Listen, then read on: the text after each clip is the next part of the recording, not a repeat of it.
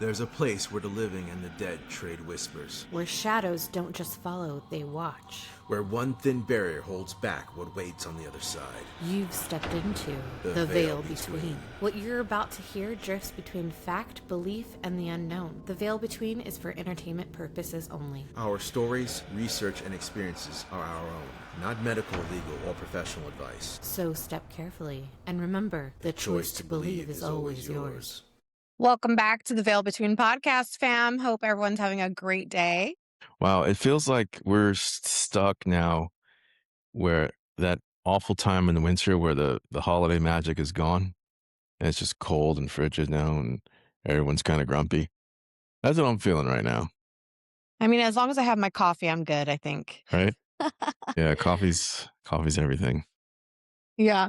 Well, I always forget to say this. So before we get started, if you want to go ahead and hit that subscribe button, that helps so much and you will get notified when the next episode comes out.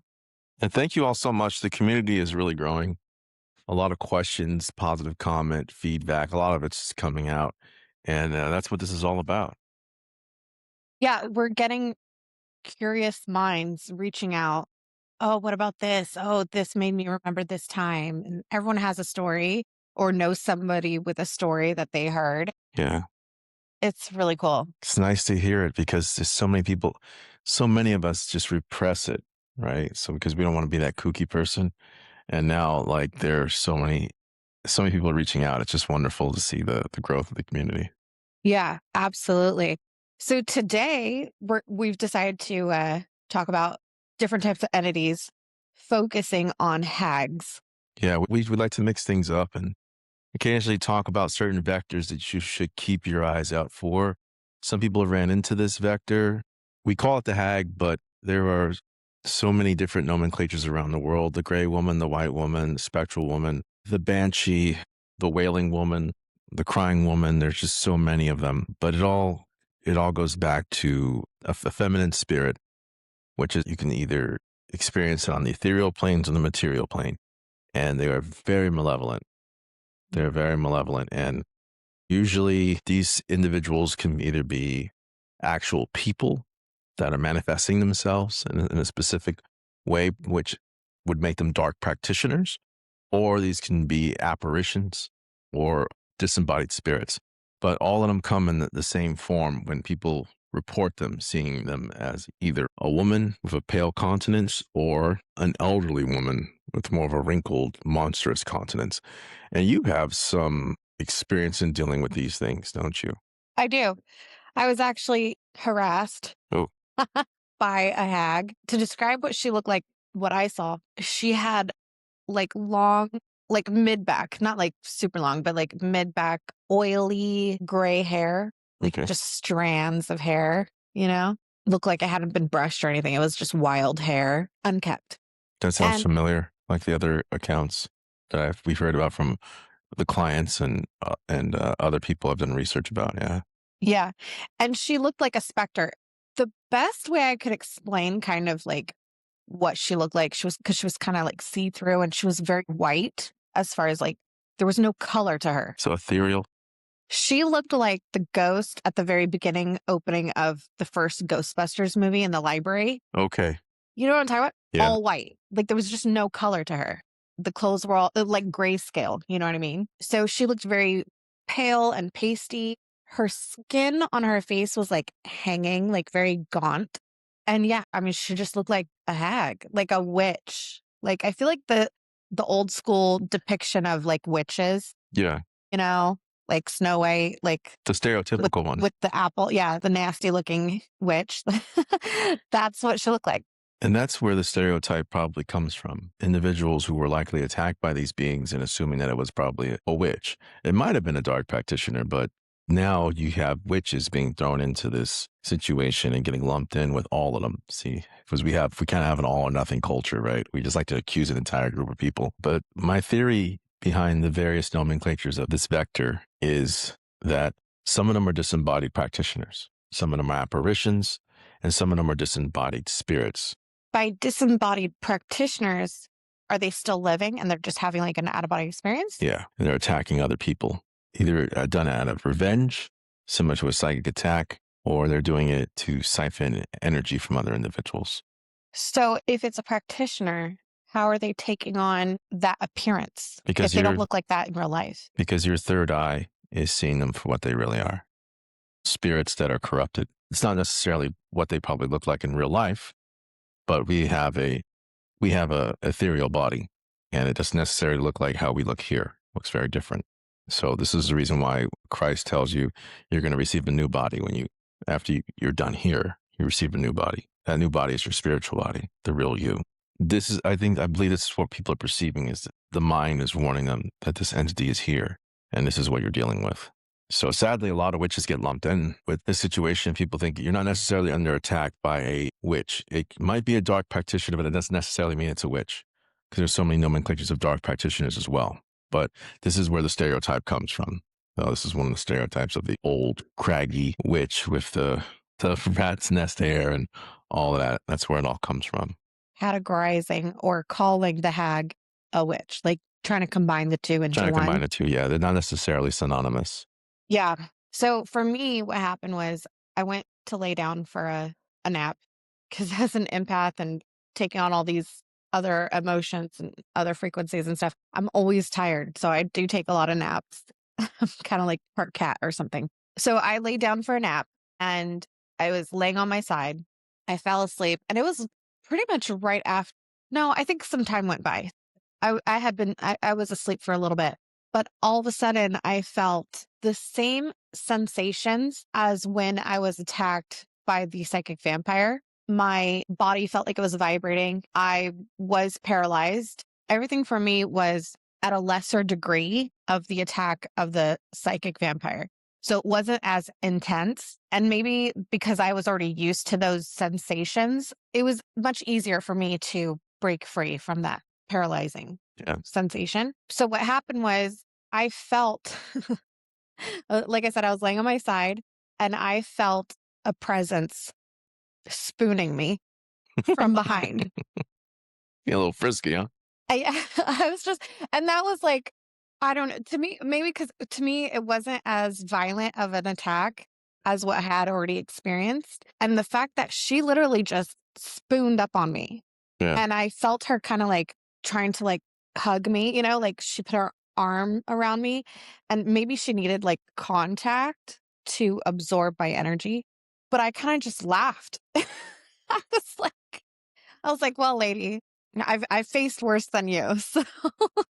So I was able to fight her off pretty fast. And I did see from like my third eye, because obviously she was behind me, so I couldn't like turn around to see her. But my third eye kind of zoomed out so that I could see from behind. I was kind of like up towards the ceiling, looking down on myself from behind. And I saw what she looked like. And I just fought her off really fast. I said the Lord's Prayer and I said, you're not allowed to be here. And immediately she just kind of zipped out through the air vent and was gone. And then I just like laughed it off, because it was like, it was a good attempt. Yeah. But like, and I always use those opportunities as a reminder, like, oh, I need to cleanse my space. Yeah. Before it gets worse. Those attacks happened very infrequently because I have so many wards up that it's really hard for these things to come in. But so it's a good reminder, like, oh, yeah, I've been too relaxed. Yeah, so you gotta recharge the wards and all of that, and it's a never-ending battle. Yeah, even someone who does this on a regular basis still needs those reminders. Like, we're not perfect. Yeah, we're not. No one's perfect.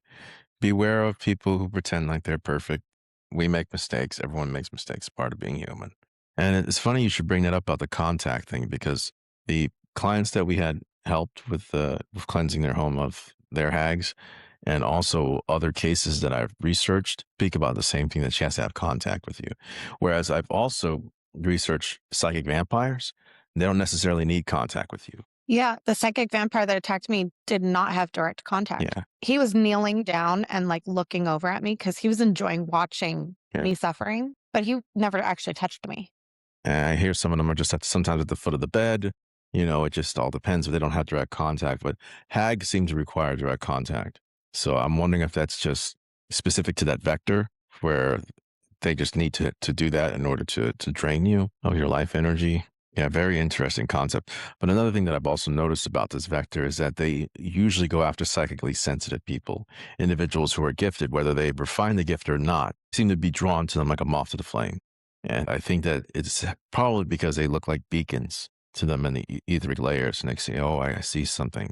I see a source energy on the other side. Well, also, do you want to live off of, cup of noodle soup, or do you want a Thanksgiving feast? The more energetically charged you are, the more intuitively gifted you are, the brighter your light is. Yeah. So if you had an option, you want the feast, right? Yeah. Although a lot of vectors also go after the easy target, and so their ideal victim would be someone who is intuitively sensitive, but not trained. Their light is very bright, and you don't have the tools, you don't know how to fight them off and protect yourself. Yeah. It's a very interesting vector because this is one you don't hear about very often, right? It's not spoken about nearly as much as, vampires, demons, fallen angels, the things that we know about, people constantly battling ghosts. But this one starts to show up a lot when you go deep into the occult, and you start to notice that this one is kind of like a pest. It's like a spider that sneaks into your home. This one's very elusive as well, from what I've noticed. She's the stalker too. Yeah. Like the psychic vampire. Once she gets like your scent, she'll keep coming to you night after night. She's another vector that attacks you when you're sleeping, when you're vulnerable. And so she'll come at night and feed off of your energy. So once she's had a taste, and she knows that you can't fight her off, she'll keep coming. Yeah. Every time you fall asleep, she will be there. There's also accounts, even since Renaissance, medieval times, that they induce nightmares. They cause nightmares in their victims as well. That is some awful stuff. Paralysis, energy drain, nightmares, and psychic attacks. Pretty troublesome vector when you think about it. So people are probably out there wondering, how do you defend yourself from this? So how did you defend yourself? Honestly, because I was paralyzed, you can't do anything. You know what I mean?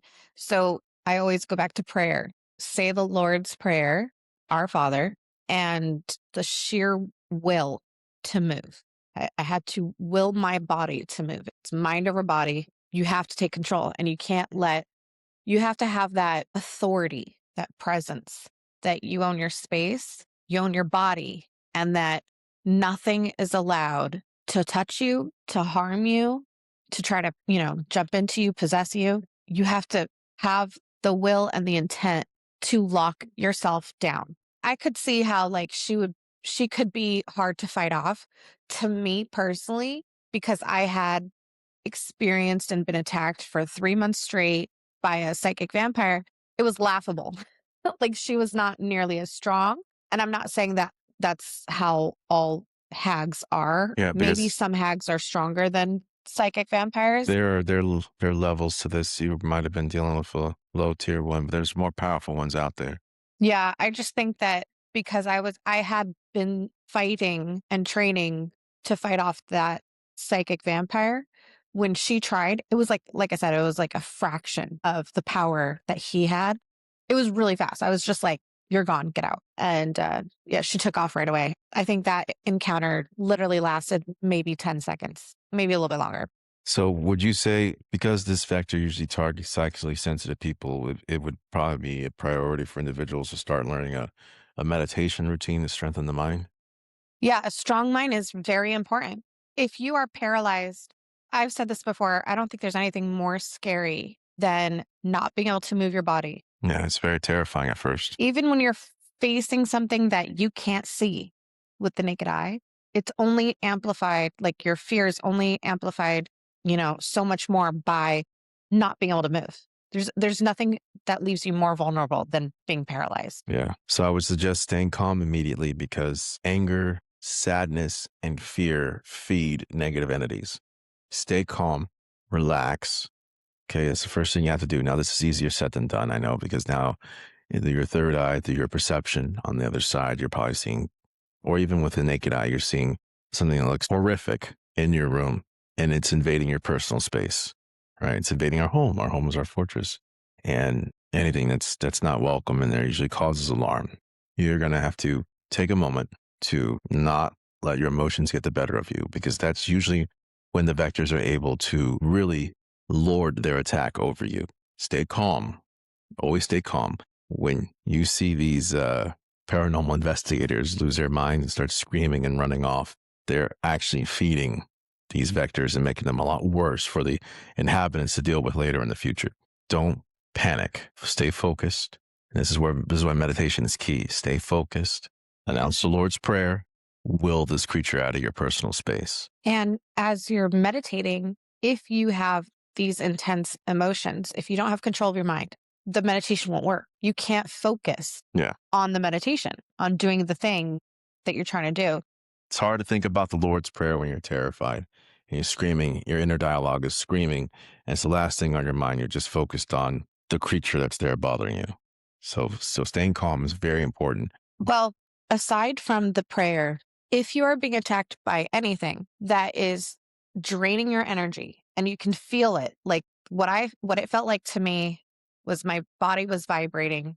Like I could feel the energy. I could feel the frequency. Like I felt like I was a battery at full charge, and I could just feel it draining. And it was an artificial, it wasn't like a normal, like, I'm tired, I'm going to go to sleep, and you're falling into sleep. It was like the energetic equivalent of like being chloroformed. Like I was forcefully losing my energy, and it felt so wrong. It was not natural. It felt so wrong. And I was falling into this like pit of just nothingness because my energy was being drained really fast. To combat that, I would say the best way is to do a meditation, focus, and basically lock your body down. Lock that energy in your body so that she can't siphon it, right? Good. Yeah, good advice. But for that meditation to work, you have to have a calm demeanor. You can't let the fear distract you because it will become a distraction. It's really hard to concentrate when you're in fear, when you have anger, depression. Yeah. It's easier said than done. It's easy, or it's simple, but it's not easy. And this is likely why the vector uses nightmares to try to... Another distraction. Well, to distract, but also to bring your resistances low. Yeah. Create a negative state of mind. That way they can easily start siphoning energy and overpower you. That's it. And whatever prayers work for you, if the Lord's Prayer isn't necessarily something that you want to do, there's other prayers as well. You can announce and make up your own mantras. But just remember, it all comes down to the 4 elements of the arcane: focus, willpower, intent, faith. So whatever you decide to choose, that's how you're going to will away that entity that is invading your personal space. Just more advanced precautions that could be taken. We have a psychic self-defense manual available if you need it. And there's psychic shields, warding stones, all sorts of defense measures you can start using if you're not able to ward these entities away with just your willpower alone. Sometimes it takes a little bit more because, as we stated earlier in the show, they get more powerful. There's levels to this. Some of them are like minor pests. Some of them are extremely powerful, greater vectors that are going to require more than just a few words and a little bit of willpower to will them away. It's going to require a tremendous amount of effort. So it just depends on whatever you're encountering. Just make sure you weigh and measure it. This is one of the reasons why you need to stay calm, because sometimes what you're dealing with could just be a little gnat and you could just swat it away. Mm-hmm. Staying calm gives you the power and allows you to assess the situation properly. Can't stress that enough. Yeah, absolutely.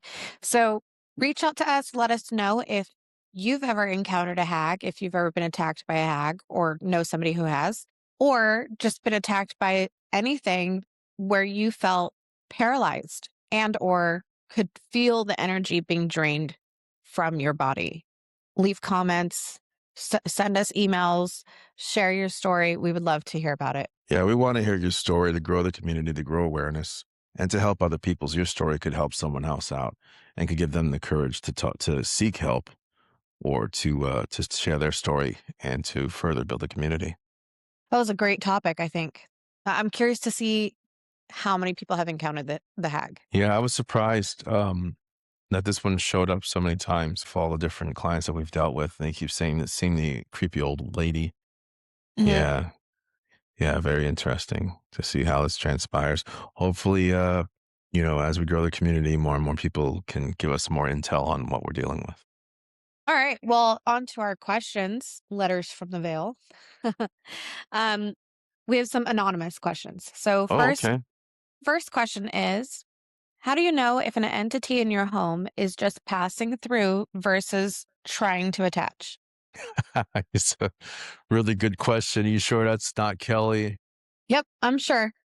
It's somebody who wants to remain anonymous. Alrighty.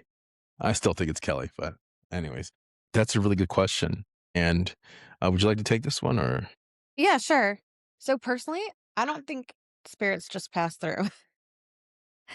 They come to your house because they're attracted to something in your house. Yeah. It's not just a passerby, like just casually bumps into your house. I think that they do roam. They're on the prowl to find easy prey. And once they see something that they're attracted to, your light, then they will enter your space. They kind of have like a radar, it's like a certain radius. The stronger it is, they can feel it from farther away. The less intense, they have to be closer. So honestly, it's really comes down to opportunity. Who's the easy prey, So they are attracted to your light. They will sense it from far enough away. They're not just passerbys. If they sense your light, they will come and try to attack you to get what they want. Yeah, that's very true. I don't assume that any of them are just passing by. I'm very militant when it comes to spirits. I don't want any in my home. My home's a dead space for spirits. I cleanse my home of everything except for the Holy Spirit. That's it. God's the only being I want in my home. Everything else gets cleansed. So I have a no tolerance policy when it comes to any entities, spirits, anything like that. As soon as I get the slightest inkling, I just start getting to work, cleansing, banishing, getting rid of them, especially because we are in these days, the last days. It's just my opinion, of course, but I know that things are getting worse. And there's so many on the other side. There's so many spirits on the other side. Demons, apparitions, elementals, little nasty psychic entities, all sorts of things.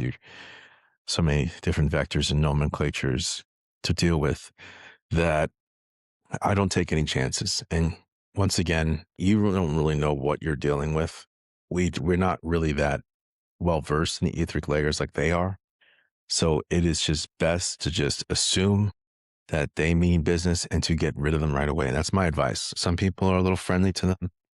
That's their prerogative. But me, I have a no tolerance policy when it comes to entities because we've dealt with so many cases of the cruelty that I've seen them commit on people. And I study cases that I believe are the cause of demonic possession and that led to horrendous outcomes. So never assume that they're just passing by. My advice to you is to eliminate and will them out of your space immediately once you get a whiff of them. Well said. And I've said this before, even if it's a good thing or it presents itself as being a positive entity or spirit, move them along. Move them along. Yeah. It's time There's to go. no reason for them to linger. If it's a loved one and they have a message for you, take the message and then be like, it was nice. It was a nice visit. You got to go now. I don't even tolerate that, to be honest with you.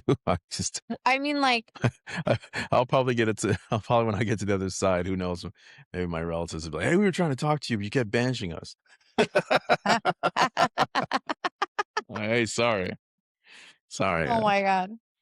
Well, yeah, I'm just trying to say from the perspective of our clients, a lot of people want to believe it's their loved ones reaching out.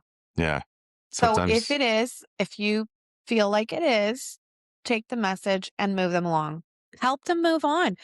Why do you want them grounded here? Yeah. After their life, let them experience the peace that they can have in heaven, right? Why keep them tied down to baggage that no longer applies to them? They've moved on from that. So that's, I'm just trying to appease everyone here. I know some people don't like my stance. I don't want to burst everyone's bubble and be like, that's not your loved one. I mean, some people, I just assume that it's a demon right away. I'm just like, oh, demon. Like I said, I'm probably going to get a talking to my ancestors and family members on the other side. Like, hey, but it's better safe than sorry nowadays. We're in a time where if you let the wrong thing into your personal space, you could end up regretting it very much. We could probably do a whole episode on this, but there are signals to know whether something is positive or negative. Yeah. If it's a loved one, a spirit coming, and a lot of people have said that they see butterflies or hummingbirds when they don't normally come around, and you could smell flowers in your house when you don't have any flowers in your house, perfume, like a really nice floral perfume type of a smell. So they're pleasant smells. When you're dealing with something negative, you're not going to smell that. You're going to smell sulfur, like rotten eggs, rotten meat. You'll probably have flies, an excessive amount of flies or other insects invading your home. So there are signs, there are signals that you will want to pay attention to. You also get the prickliness on your skin. Yeah. A lot of people report prickly skin, that chills, that feeling, on your skin. But if you're like me, just banish them. Just banish them. Ain't nobody got time for spirits. Go away. Listen, I'm not saying it's demons. But it's demons. It's demons. It's always demons. Loved ones, loved ones. Very good question. Very good question. Thank you, Kelly. Okay. Thank you, Anonymous. I appreciate it. Okay, next question. Can a person invite a negative entity unintentionally? Oh, yeah. Yeah, okay. I'm sorry. Do you want to take this one or? Well, I mean, the easiest way is through using a Ouija board. Yeah. We've actually dealt with a case, a young teenage girl. We'll probably make an episode about that. Ended up bringing something really horrible into her family's home using a makeshift Ouija board. Yeah. I think our next episode's on that, actually. So tune in for that. Yeah, I think you want to use the Ouija board to contact a loved one. You may have just lost somebody recently or just really missing somebody on their birthday or their anniversary or something like that. And you open that doorway and you don't know who's coming through. You don't know who you're talking to. So that's one major way. That's an easy way to be involved with an entity unintentionally. Yeah. Liken it to putting a message in a bottle and then throwing it out in the ocean. You don't know who's going to get it. You have no idea if it's going to get to where you want it to go. So it's very difficult. We don't have the refinement. We don't have the psychic sense and refinement to maneuver the etheric layers to know who and what we're dealing with. And the entities on the other side are very well versed. We say this a lot ad nauseum. They're very well versed. They can hide who they are. They're very adept at changing their appearance and hiding who they are to make themselves seem pleasant, friendly, familiar, but they're not. They're actually hostile demons trying to gain access to your worldview. So it's real easy to create tethers, attachments, pacts. It depends. There's varying levels of it. Tether and attachment is kind of a conscious decision to welcome an entity into your space. So as soon as you acknowledge it, that's a tether. It's a pact. Yeah, simply just by starting, you start using the Ouija board and you say, hello. Yeah. Is anyone there? You're literally opening the door. Yeah. And you're inviting something through. I want to talk to you. You're inviting something into your worldview. And because of that, it gains access to your worldview. This is where a lot of the old mythologies come from about vampires needing access, demons needing access. This is where it all comes from. So. And even if you were to do the closing where you say goodbye, that's complete garbage. That does not close the door. That doesn't get rid of what you just invited into your personal space. It's like, the folklore inviting a vampire in. Once you said, yeah, come in, you can't keep them out. Yeah. Unless you do a cleansing. Let's do a cleansing, yeah. It becomes very difficult. You give them access to your worldview and your personal space. And those tethers and attachments can be coerced and turned into pacts. Pacts are binding, long binding things. So, when you look at stories like Faust and all of that, he made a pact with a demon. So making pacts with demons, fallen angels, apparitions, and all that, it leads to a lot of loss of control in your worldview until eventually you succumb to it. Now, there's also subconscious pacts that are created through your actions. The more anger you get, the lower you take your vibration and your frequency, allows them to have more control over you, allows them to coerce you. Coercion starts usually very subtle. It starts with what may appear friendly. Oh, I've made contact with something. Oh, I see something. Oh, I mean, so I feel like something's here. And then that's how it begins. It may seem friendly, benign at first, and then eventually it starts to show its true colors. Okay. Nothing's going right in your home. Nothing's going right at work. You're getting angry. You're getting frustrated, or you're sad, depressed. You feel listless. And then those are all negative frequencies, and they start to try to gain more access to you and your worldview. The lower they drag you, the closer they bring you, so that they can do what they want to do. The ultimate goal of disembodied spirits is to hop into your body. They want to live again. They want your body. They want access to the material world. And a lot of them on the other side are very nefarious. Have you ever looked at some of these stories where someone just suddenly loses their mind, ends up going on a killing spree for no reason? That's usually demonic possession. Okay, something's happening in that person's life. We don't see it. You're not with that person 24/7, but it drags them to a low enough frequency where the demon can hop in, because now they're at a point where you're on the same level as that demon. You're on a low vibrational frequency. It's all about energy and frequencies. That's the breakdown of magic comes down to: energy and frequencies. Everything that we do with the arcane is energy and frequencies. So I hope that answers your question. You can accidentally create tethers with entities. Cleansing and getting rid of them is the key. And we're going to come out with a video that can help you remove those tethers and attachments before they become dangerous to your well-being. Well, I think by the time that this video airs, that video will already be available. Yes. Yeah. So you can use that one. And the mantra we've used is very powerful. It's helped a lot of people. But if you don't like that one, it could give you an idea of making your own mantra. So like I said, we don't try to pretend like we know everything.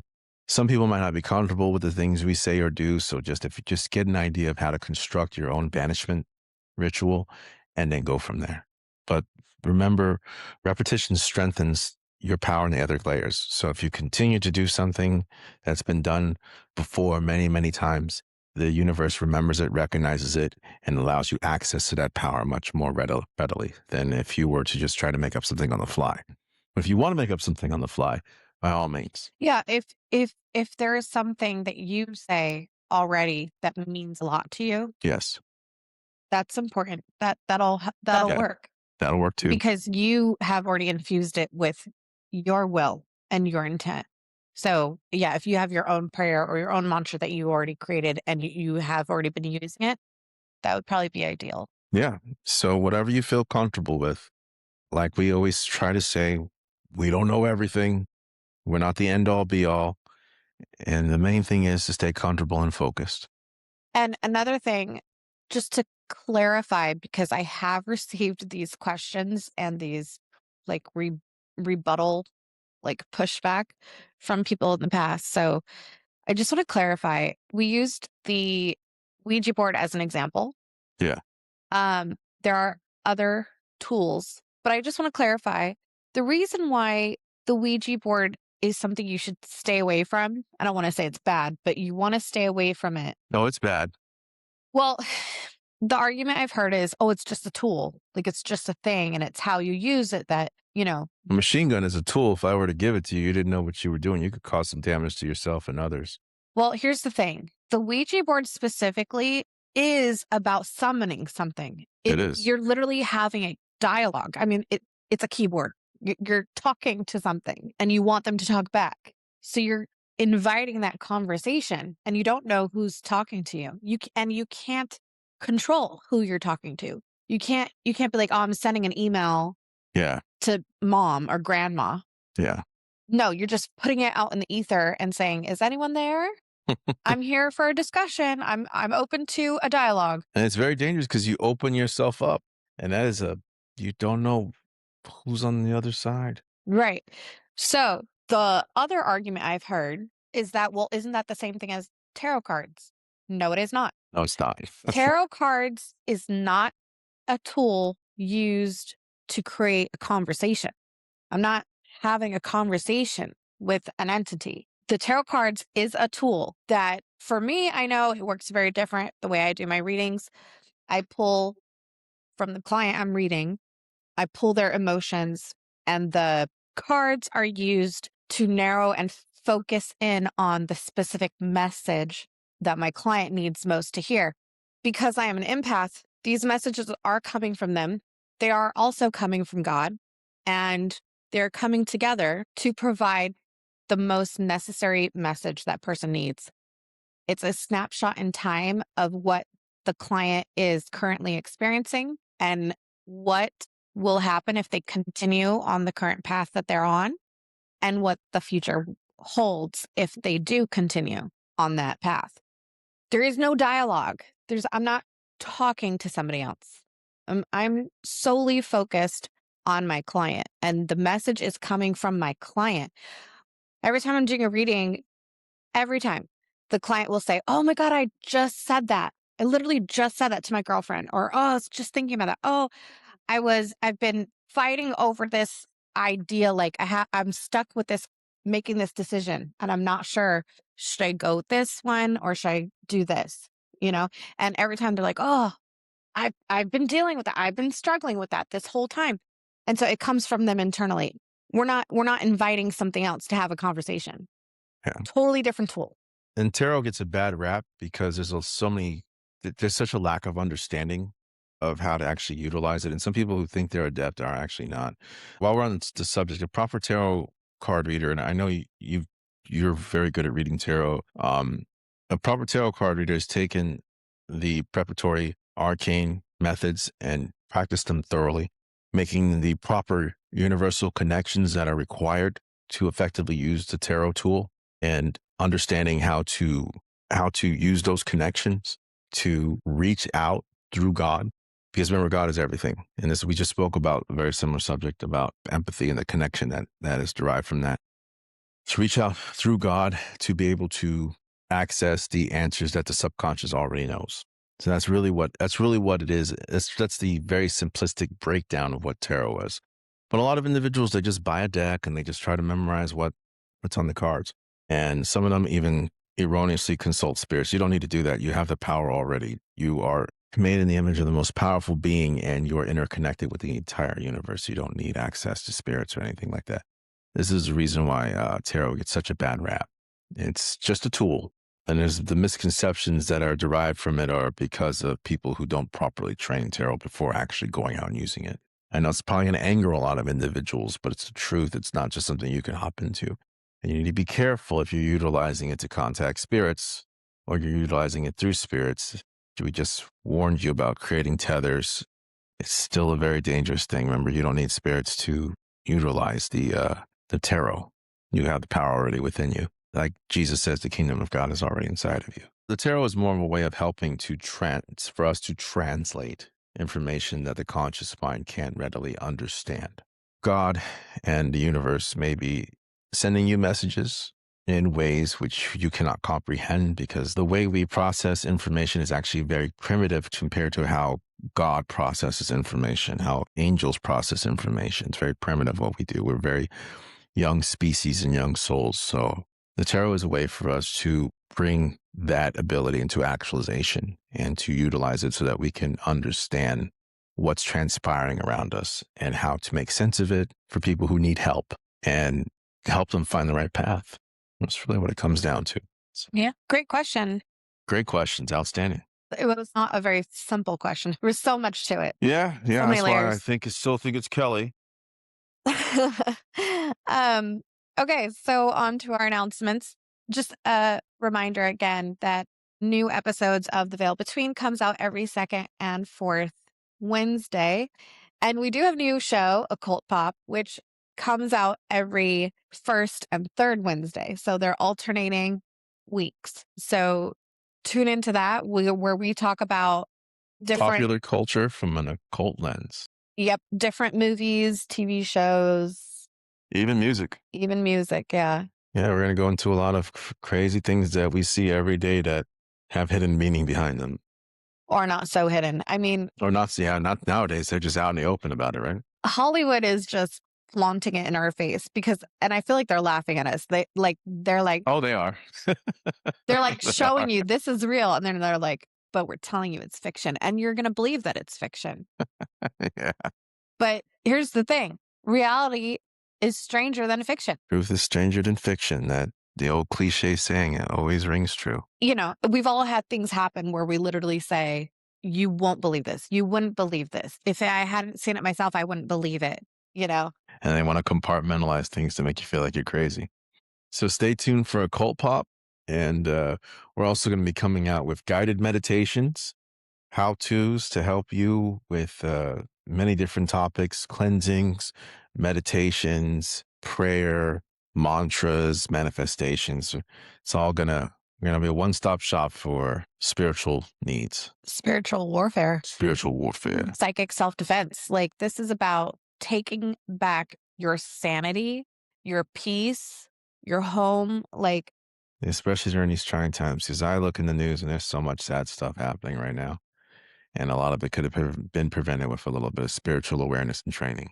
And also, if you're watching the news, that negative energy can be contagious. Yeah. So if you're like watching the news and you're, you know, constantly reading articles about the crazy stuff that's happening and somebody murdered their entire family and then committed suicide and just, I mean, the crazy stuff that's out in the news, the more you ingest that, the more you expose yourself to that affects you. That energy sticks to you, you know, where you're like, it kind of messes up your day. You're like, dang, that was messed up. That was a messed up story I heard. And then you go to work and it's still in the back of your mind, you know? Yeah, exactly. Well, very good episode. Yeah. So our current book for the book club is Occult America, White House Seances, Ouija Circles, Masons, and the Secret Mystic History of Our Nation by Mitch Horowitz. So join our book club. We're on Fable. It is free. Same as our Discord. Join our Discord. Guy Quintero and the Veil Between. Again, Discord is also free. Join the conversation. We have a free download as well. And the Beginner's Psychic Shield Ritual. Beginner's Psychic Shield Ritual. Thank you. My vet brain's getting the better of me lately. Can't remember anything. Yeah, that is what I used. I created that kind of out of pure necessity when I was attacked by the psychic vampire. And that is what worked. Like, that's the boiled down version. That's from all the things that I tried. That's what worked. So I wrote it down for you guys. And that is a free download so that you can protect yourself right now, today, if you are dealing with something psychically that is attacking you, you can't sleep. We are here to help you get your peace of mind back, your sanity back, your peace. Yeah, your peace and your power. Priceless. Absolutely. So go ahead and download that today. And then again, just if you wouldn't mind, if you like the show, please like, share, subscribe, and leave reviews if you're on Spotify or Apple Podcast or Amazon Music. Those pretty much anywhere outside of YouTube, they have ratings and reviews. And that helps us. Helps us a lot, yeah. That helps us grow. That helps us reach a bigger audience, reach more people so that we can help more people. Yeah. Try to grow the community. That's the goal. One big happy family of awareness and spiritual awakening. You can reach us on our email at theveilbetweenpodcast@gmail.com. And I am at Arcana District on Instagram and TikTok. I am at Guy Quintero on Instagram and TikTok. I hope you guys have a great rest of your day and a peaceful night's sleep without any attacks. Any hags spooning you. Yeah. Oh my God. We should call this episode The Spooning Hag. Take care, fam.